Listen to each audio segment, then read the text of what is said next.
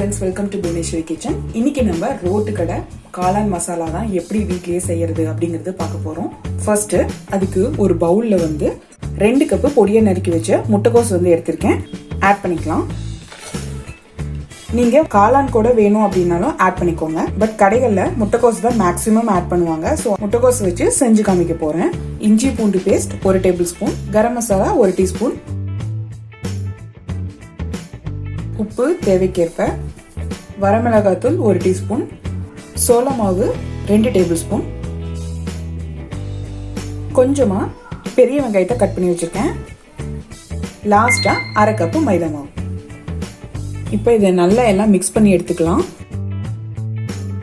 ஓரளவுக்கு நல்லா மிக்ஸ் பண்ணிட்டோம். கொஞ்சம் கொஞ்சமா தண்ணி ஆட் பண்ணி இது ஒரு வடை பதத்துக்கு நம்ம மாவு ரெடி பண்ணிக்கலாம்.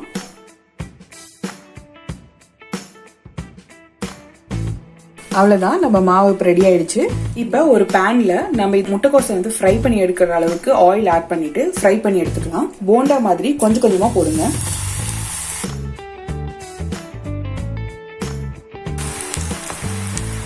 இது அப்படியே திருப்பி போடுங்க. நல்லா வேக வச்சு எடுத்துக்கலாம்.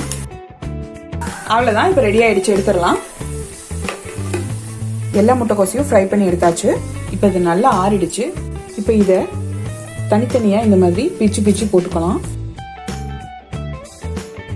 நெக்ஸ்ட் ஒரு பேன் காஞ்சதும் 2 டேபிள் ஸ்பூன் ஆயில் ஆட் பண்ணிருக்கேன். ஒரு மீடியம் சைஸ் ஆனியனை பொடியா கட் பண்ணி வச்சிருக்கேன், ஆட் பண்ணிக்கலாம். 1/4 டீஸ்பூன் உப்பு ஆட் பண்ணிக்கலாம். 1/2 டீஸ்பூன் கரம் மசாலா, தக்காளி சாஸ் ஆட் பண்ணிக்கலாம். இது வந்து ஆப்ஷனல் தான், உங்களுக்கு வேணும்னு நீங்க அப்படின்னா ஆட் பண்ணிக்கலாம். 1 டேபிள் ஸ்பூன் அளவுக்கு நான் ஆட் பண்ணிருக்கேன். இன்கேஸ் உங்ககிட்ட தக்காளி சாஸ் இல்லை அப்படின்னா ஒரு தக்காளியை நல்லா மிக்ஸி ஜார்ல நல்லா கிரைண்ட் பண்ணிட்டு இதுல ஆட் பண்ணிக்கோங்க. அது கூட கொஞ்சமா 1 டீஸ்பூன் சர்க்கரை மட்டும் ஆட் பண்ணிக்கோங்க. 1 டேபிள் ஸ்பூன் கார்ன்ஃபிளவர்ல 1/4 கப் தண்ணி ஆட் பண்ணி கட்டி இல்லாம கரைச்சி வச்சிருக்கேன், ஆட் பண்ணிக்கலாம். நம்ம கார்ன்ஃபிளவர் ஆட் பண்றதுனால தான் நம்மளுக்கு அந்த காளான் மசாலா வந்து அந்த திக்னஸ் கொடுக்கும். இப்ப பாருங்க, ஓரளவுக்கு கிரேவி ஸ்டேஜ்க்கு வந்துருச்சு. ஸோ இந்த டைம்ல நம்ம ரெடி பண்ணி வச்சிருந்த முட்டைக்கோஸ் ஃப்ரை வந்து ஆட் பண்ணிக்கலாம்.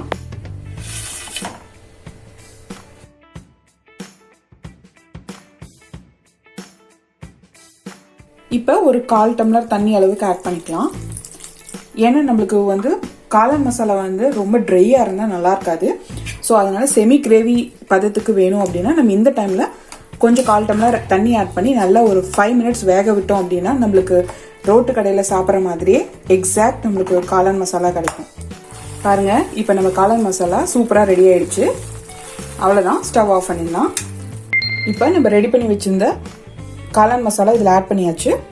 இது மேல கொஞ்சமா பொடியா கட் பண்ணிய வெங்காயத்தை ஆட் பண்ணிக்கலாம். கொஞ்சமா முட்டைக்கோஸ், கொஞ்சமா கொத்தமல்லி தழை. அவ்வளவுதான், நம்ம ரோட்டு கடை காளான் மசாலா சூப்பரா ரெடி ஆயிடுச்சு. என்னோட சேனலுக்கு நான் சப்ஸ்கிரைப் பண்ணாதவங்க சப்ஸ்கிரைப் பண்ணிக்கோங்க. கூடவே இருக்க பெல் ஐகான் பிரஸ் பண்ணி ஆல் ஆப்ஷன் சூஸ் பண்ணிக்கோங்க. அப்பதான் நான் அப்லோட் பண்ற எல்லா வீடியோஸும் உங்களுக்கு இமீடியட்டா நோட்டிபிகேஷன் வரும். என்னோட videos Monday, Wednesday and Friday 3 நாள் அப்லோட் பண்ணுவேன். மறக்காம பாருங்க. இந்த வீடியோ உங்களுக்கு பிடிச்சிருந்தா லைக் பண்ணுங்க, உங்க ஃப்ரெண்ட்ஸ் அண்ட் ஃபேமிலிஸ்க்கு எல்லாத்துக்கும் ஷேர் பண்ணுங்க. நான் யூஸ் பண்ற எல்லா கிச்சன் ஐட்டம்ஸும் அமேசான்ல இருந்து பர்ச்சேஸ் பண்ணது தான். அதோட லிங்க் நான் டிஸ்கிரிப்ஷன் ஷேர் பண்ணிங்க. உங்களுக்கு வேணும் அப்படின்னா பர்ச்சேஸ் பண்ணிக்கோங்க. தேங்க்யூ.